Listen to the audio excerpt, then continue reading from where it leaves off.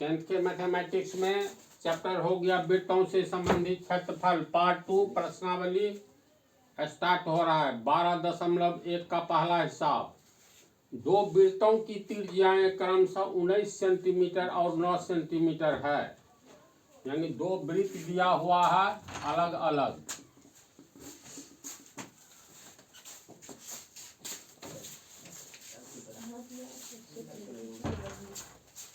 मान लो एक ए केंद्र वाला वृत्त है, दूसरा बी केंद्र वाला वृत्त है।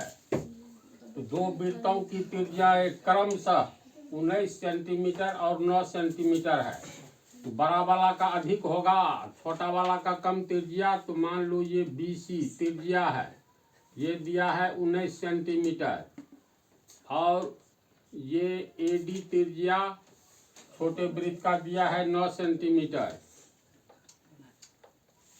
उस वृत्त की त्रिज्या ज्ञात कीजिए जिसकी परिधि इन दोनों वृत्तों की परिधियों के योग के बराबर है। यानी कहता है ऐसा वृत्त आप ज्ञात कीजिए जिसका परिधि कितना है। तो उस वृत्त की त्रिज्या ज्ञात कीजिए जिसकी परिधि इन दोनों वृत्तों की परिधियों के योग के बराबर है।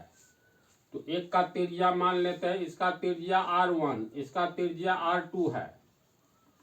तो इसका परिधि होगा तुमको, एक केंद्र वाले वृत्त का परिधि कितना होगा, तो 2 पाई r होता है ना। तो इसके त्रिज्या को r1 माने हैं, तो इस छोटे वृत्त का त्रिज्या हो गया 2 पाई r1, सॉरी परिधि। और दूसरे का हो गया 2 पाई r होता है, तो r को यहाँ r2 मान लिए। तो उस वृत्त की त्रिज्या ज्ञात कीजिए जिसकी परिधि इन दोनों वृत्तों की परिधियों के योग के बराबर है। तो दोनों का परिधि जोड़ दिए तो इसके योग के बराबर है। तो नया वृत्त का त्रिज्या मान लो, नए वृत्त का त्रिज्या मान लेते हैं OS, और इसके त्रिज्या को R3 मान लेते हैं। तो इसका परिधि कितना हो जाएगा, 2 पाई R3। 2 पाई R होता है, R का मान यहाँ R3 है। अब प्रश्न में कह रहा है इसका परिधि यानी इसकी लंबाई और जोड़ इसकी लंबाई बराबर ये बड़े वृत्त की परिधि की लंबाई होगा। तो इसका परिधि इतना हुआ, ये बराबर हो गया 2 पाई R1 प्लस 2 पाई R2। समझा क्वेश्चन को। दोनों की परिधियों का योग बराबर बड़े परिधि, बड़ा वृत्त का परिधि, ये प्रश्न में दिया हुआ है। तो दोनों का परिधि जोड़ दो, ये होगा बड़े वृत्त की परिधि।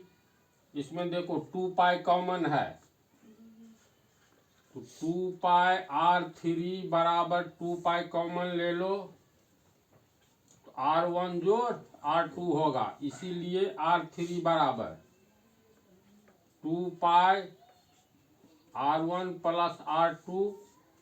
ये 2 पाई नीचे आ जाएगा, 2 पाई कट गया, तो R3 बराबर हो गया R1 प्लस R2। ये ऑब्जेक्टिव क्वेश्चन है।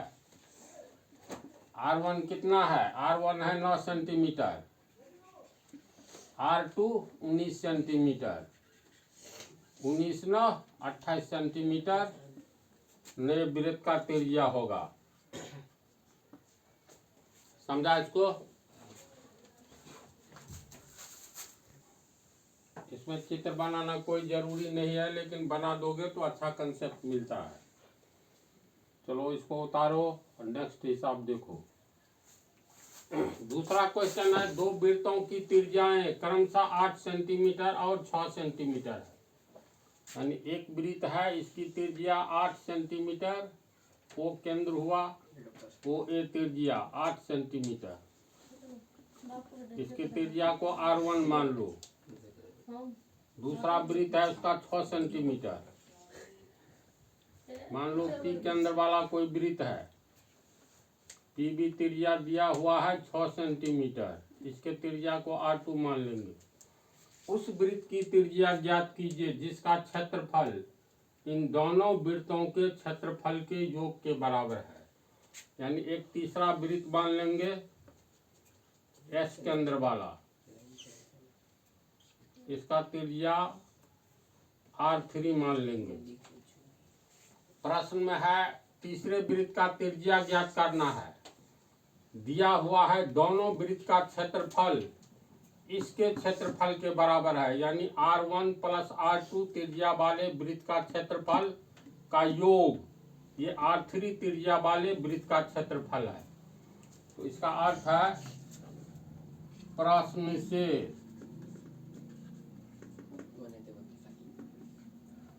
पहले वृत्त का क्षेत्रफल यानी R1 त्रिज्या वाले वृत्त का क्षेत्रफल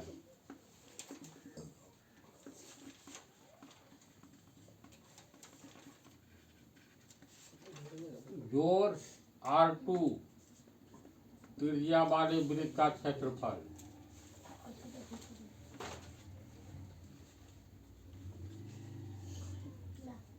दोनों के क्षेत्रफल का योग हो गया R3 त्रिज्या वाले वृत्त का क्षेत्रफल।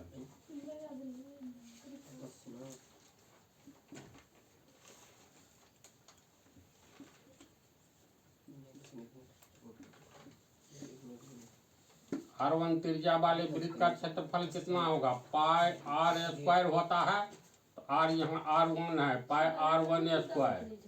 दूसरे का होगा पाई R2 स्क्वायर। तीसरे का हो जाएगा पाई R3 स्क्वायर। पाई कॉमन है तो पाई हो गया कॉमन, R1 स्क्वायर जोड़ R2 स्क्वायर बराबर पाई R3 स्क्वायर।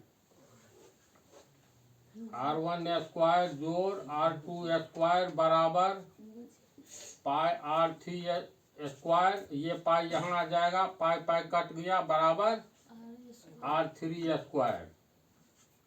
तो और इसको पहले लिखेंगे R3 स्क्वायर बराबर R1 square plus R2 square. R1 है तुमको 8 सेंटीमीटर, तो 8 सेंटीमीटर का स्क्वायर, ये दिया हुआ है 6 सेंटीमीटर, 6 सेंटीमीटर का स्क्वायर, ये हो गया 64 cm square plus 36 cm square बराबर 100 cm स्क्वायर। और R3 स्क्वायर बराबर 100 cm स्क्वायर, इसीलिए R3 बराबर रूट अंडर 100 cm स्क्वायर बराबर 10 cm। समझ गया ना ऑब्जेक्टिव भाई? इस पार्ट में 2 रहने दो, फिर अगले पार्ट में